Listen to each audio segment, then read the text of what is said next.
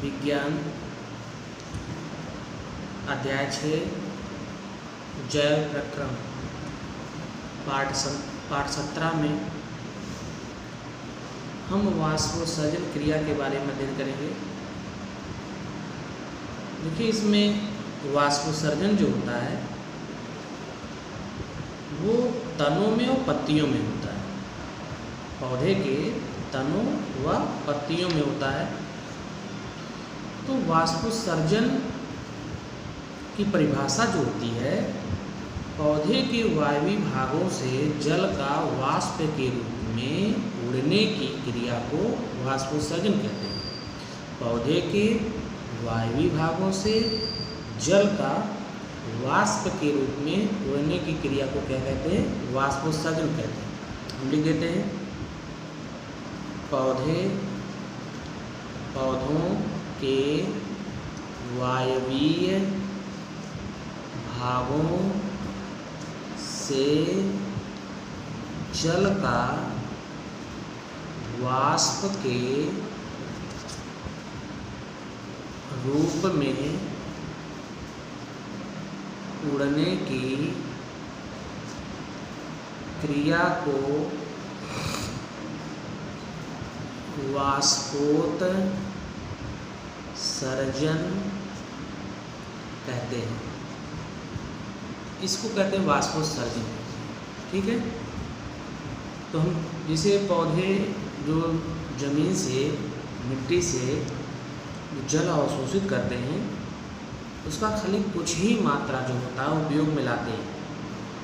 से जो अवशोषित जल होता है लगभग 98%, वह इन्हीं पत्तियों व तनों के वायवीय भागों से कहाँ चला जाता है? जलवाष्प के रूप में वायुमंडल में चला जाता है। अब देखिए, वाष्पोत्सर्जन जो होता है कई प्रकार से होता है। ठीक है। तो हम लिखते हैं वाष्पोत्सर्जन के प्रकार।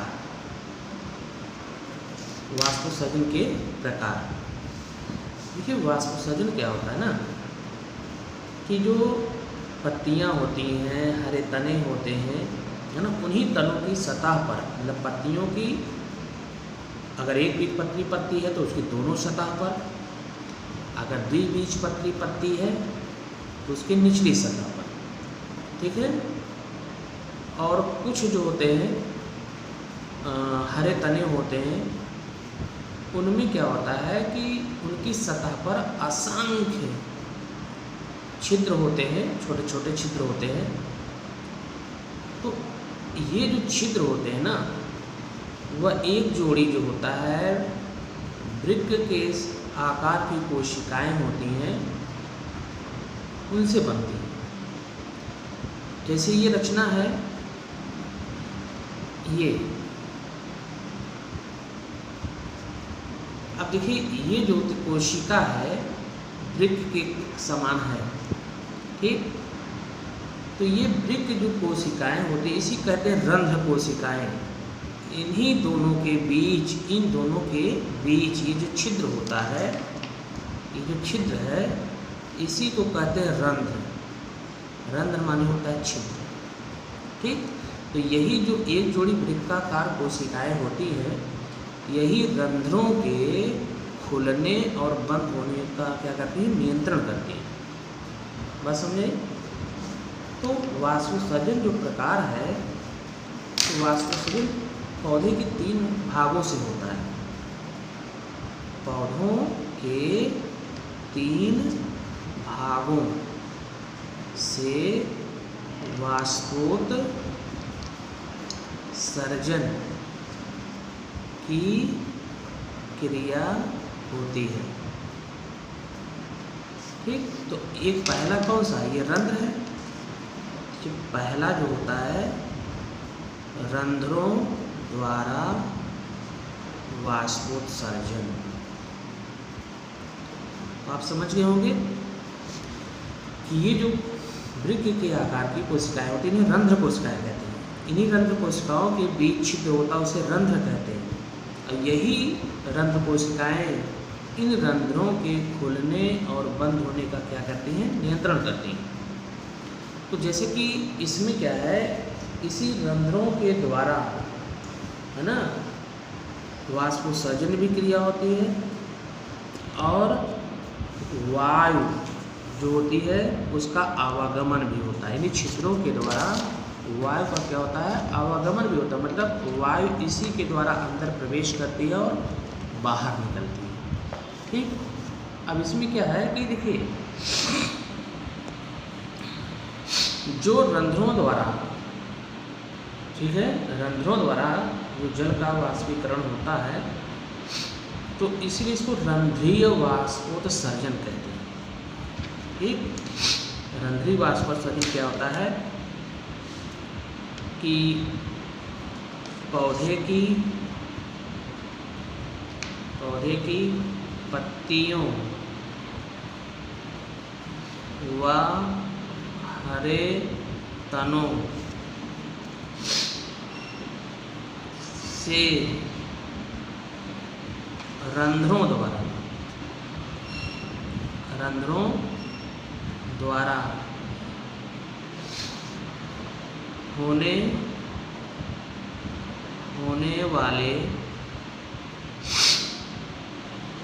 वाले जल का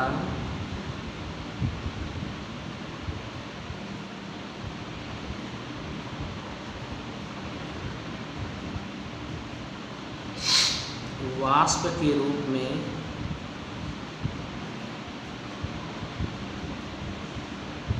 उड़ने या बाहर निकलने की क्रिया को रंध्रीय वाष्पोत्सर्जन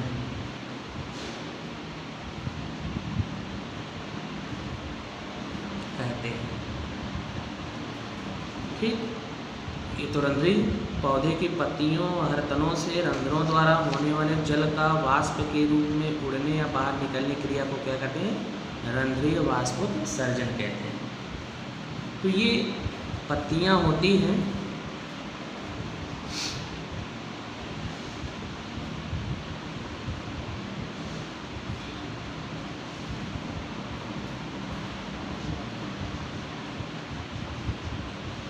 हैं तो द्विबीजपत्री में क्या होता है कि दोनों सतह पे रंध्र होते हैं।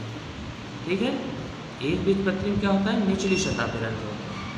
इन्हीं रंध्रों द्वारा जल का क्या होता है, वाष्पीकरण होता है। दूसरा होता है उप त्वचा द्वारा, उप त्वचा द्वारा वाष्पोत्सर्जन। उप त्वचा द्वारा वाष्पोत्सर्जन, तो देखिए त्वचा द्वारा क्या होता है कि पौधों का बाहरी भाग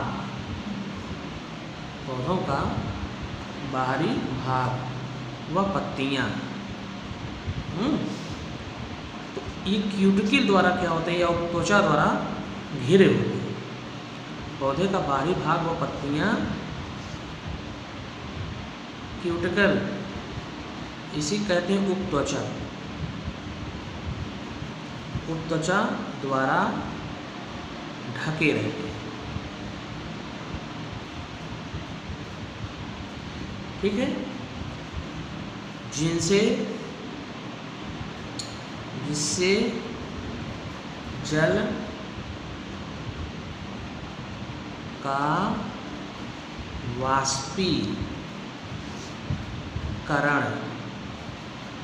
होता है, जिसे उपत्वचीय वाष्पोत्सर्जन कहते हैं। इसे क्या कहते हैं, उपत्वचीय वाष्पोत्सर्जन कहते हैं। ये तीसरा जो होता है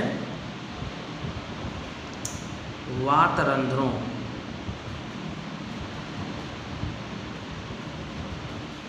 वात रंध्रों,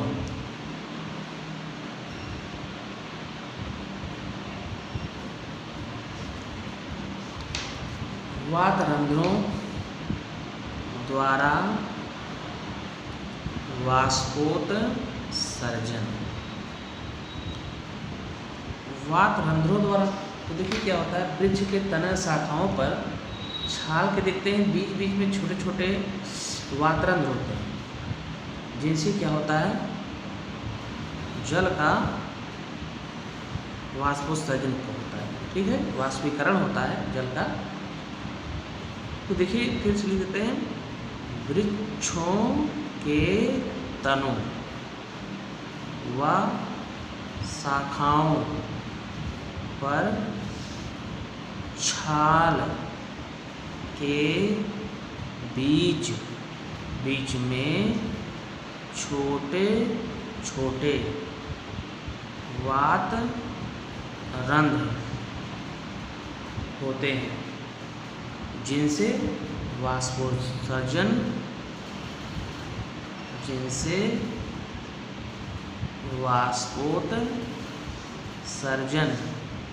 की क्रिया होती है। ठीक, अब हम चलते हैं रंध्र की संरचना पर।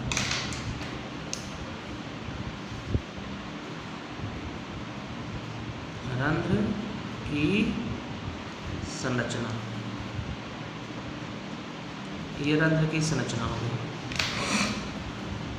देखिए इसके पहले हमने बताया कि रंध्र जो होता है पत्तियों की कहाँ पाए जाते हैं, बाह्य त्वचा पर।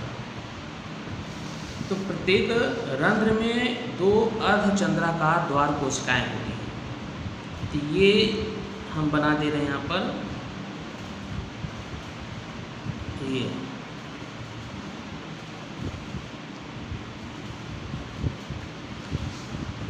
प्रत्येक रंध्र क्या होता है, 2 अर्धचंद्राकार, प्रत्येक रंध्र में 2 अर्धचंद्राकार क्या होती हैं, कोशिकाएं होती हैं, जिसे क्या कहते हैं, द्वार कोशिका कहते हैं। इसको कहते हैं द्वार कोशिका, गार्ड सेल भी कहते हैं, द्वार कोशिका कहते हैं। तो इनमें रंध्र को छोटा या बड़ा करने की क्या होती है, क्षमता होती है। इस द्वार कोशिकाओं में रंध्र को छोटा या बड़ा करने की क्या होती है, क्षमता। जैसे ये सिकुड़ जाएंगे तो रंध्र बंद हो जाएगा, ठीक है, और ये से फूल जाएंगे तो ये इसका छिद्र जो होता है वो बड़ा हो जाएगा। तो इसका संबंध जो होता है, जैसे क्या है कि जैसे रंध्र के नीचे एक अधोरंध्रीय गुहा होती है ना, अधोरंध्रीय, तो इसका संबंध किससे होता है, अंतराकोशिकीय अवकाशों से होता है। तो द्वार कोशिकाओं की अंदर की भित्ति क्या होती है, मोटी होती है। ये इसकी अंदर की भित्ति जो होती है, ये इसकी भित्ति अंदर की मोटी होती है और बाहर की क्या होती है, पतली। मतलब ये द्वार कोशिका है, द्वार कोशिकाओं की बाहरी भित्ति पतली, आंतरिक भित्ति मोटी होती है। तो ये बाह्य भित्ति है, बाह्य भित्ति, ये आंतरिक भित्ति।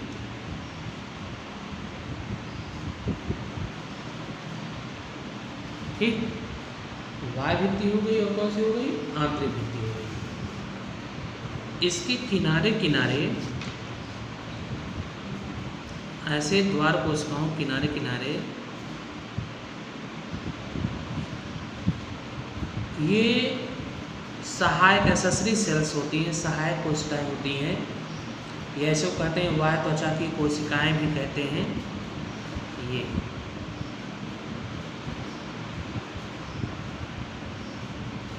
ऐसे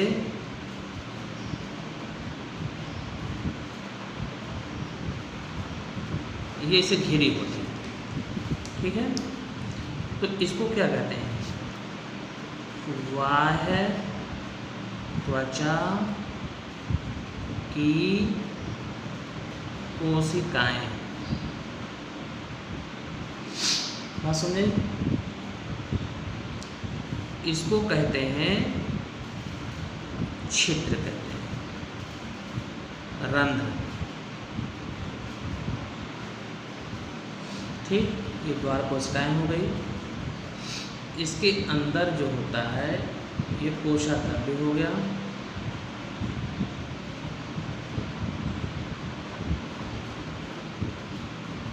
कोशाद्रव्य। और इनमें क्या होता है, केंद्रक भी होता है। तो ये हो गया केंद्रक। और ये खाली जो स्थान होते हैं ये रिक्तिका होती है। इसमें जो बीच बीच में से खाली स्थान होंगे ये क्या होगी, रिक्तिका।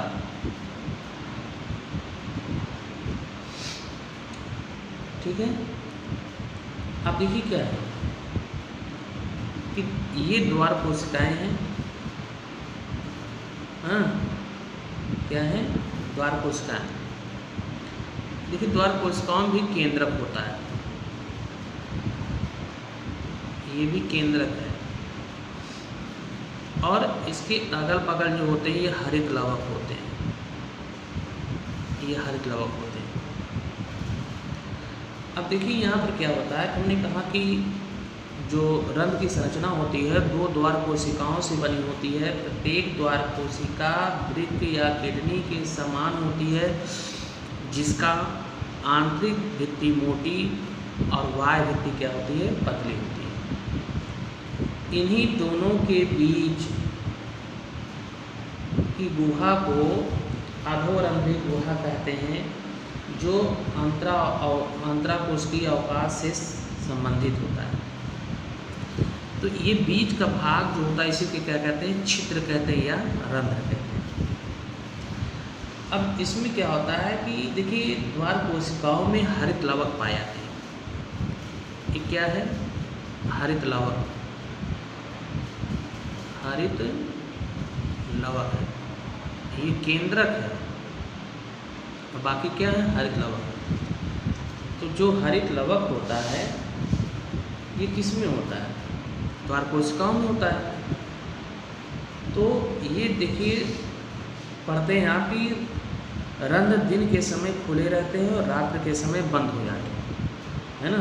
रंध्र दिन के समय खुले रहते हैं और रात्रि के समय क्या होते हैं, बंद हो जाते हैं।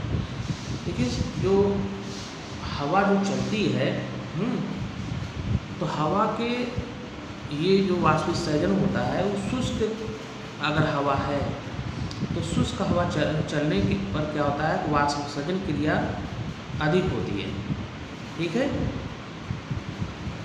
तो शुष्क हवा के चलने तथा अधिक वाष्पोत्सर्जन होने पर भी ये रंध्र क्या होते हैं, बंद हो जाते हैं। इसे रात के समय तो बंद ही होता है, दिन के समय खुले होते हैं। लेकिन अगर क्या होता है कि शुष्क हवा अगर ज़्यादा चल रही हो और अधिक वाष्पोत्सर्जन हो रहा हो तब भी ये बंद हो जाते हैं। बात समझ आई? तो देखिए रंध्रों के खुलने और बंद होने में हमने कहा कि जैसे अंधेरे या रात्रि के समय द्वार कोशिकाओं में मंड अधिक होता है। ठीक है। लेकिन क्या होता है कि प्रकाश के समय जो होता है, मतलब दिन के समय, फास्फोराइलेज एंजाइम की उपस्थिति में यह घुलनशील शर्करा में परिवर्तित हो जाती है। कहने का मतलब ये है कि रंध्र जो होते हैं, जैसे रंध्र दिन के समय में खुलते हैं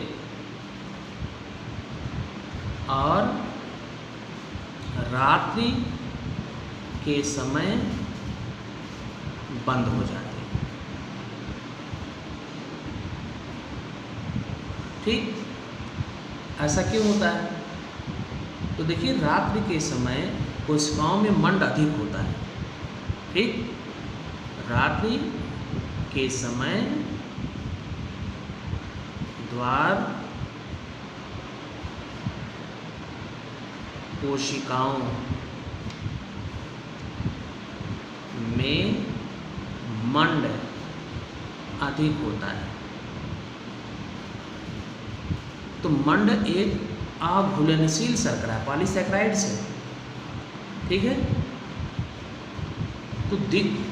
तो ये जो मंड जो होता है अधिक होता है, तो ये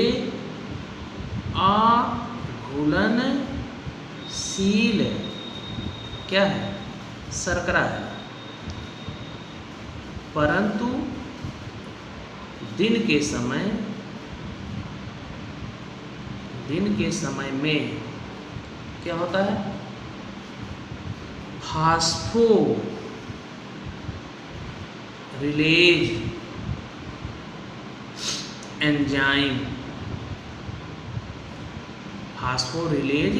एंजाइम की उपस्थिति के कारण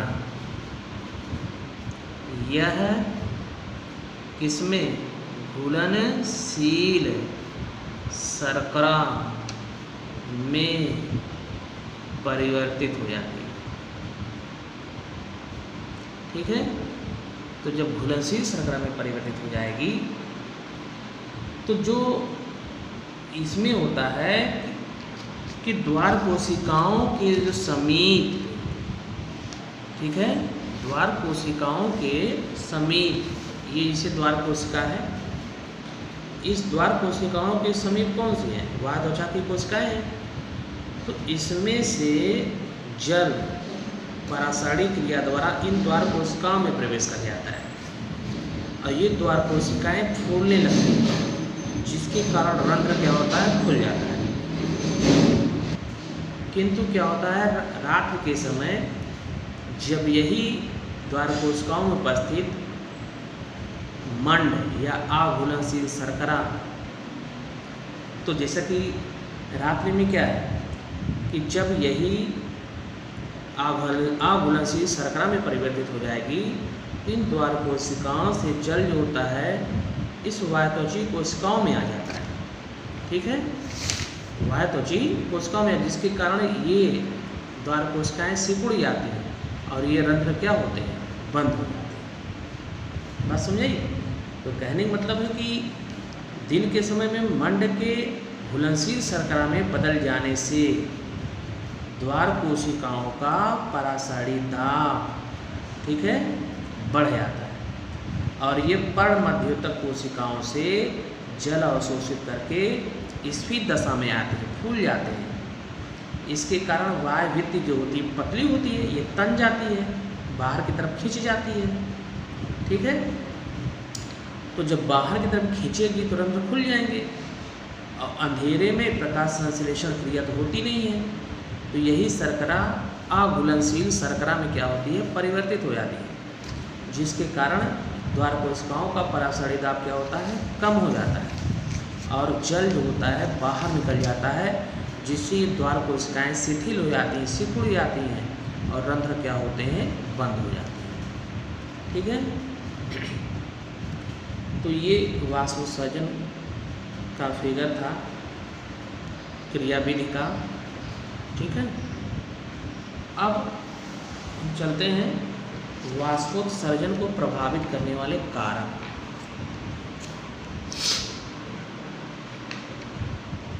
वाष्पोत्सर्जन को प्रभावित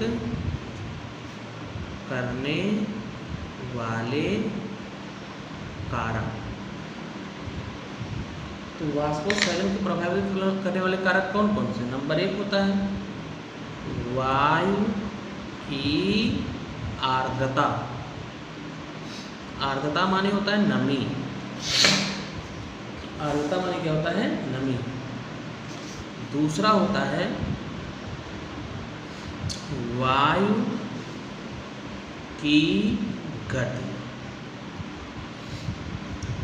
तीसरा होता है प्रकाश की तीव्रता। चौथा होता है तापमान। ठीक है। तो इस तरीके से ये जो प्रभावित करने से क्या होता है, हम सबसे पहले इसे चर्चा करते हैं वायु की आर्द्रता का। तो देखिए वायुमंडल में आर्द्रता जब बढ़ती है, मतलब नमी बढ़ती है, तो वाष्पोत्सर्जन की क्रिया क्या होती है, कम होती है। वायुमंडल में जब नमी बढ़ती है तो नमी के बढ़ने से वाष्पोत्सर्जन की क्रिया क्या होती है, कम हो जाती है। ठीक। और जब तेज हवा चलती है, जब तेज हवा चलती है, तेज हवा चलती है तो तेज हवा चलने या आंधी आने पर वाष्पोत्सर्जन की क्रिया क्या होती है, बढ़ जाती है। और जब तीव्र प्रकाश होता है, प्रकाश अधिक होती है, तो दिन के समय वाष्पोत्सर्जन की क्रिया अधिक होती है। लेकिन जब प्रकाश जो होता है तीव्र होता है और स्टेमेटा खुले रहते हैं, ठीक है, तो इससे क्या होता है, वाष्पीकरण की क्रिया क्या होती है, अधिक होती है। चौथा होता है तापमान। बहुत जैसे गर्मी होती है तो गर्मी बढ़ने के साथ साथ वाष्पोत्सर्जन की दर भी जो होता है वो बढ़ जाती है। तो ये प्रभावित करने वाले कारक हैं। ठीक है, ओके।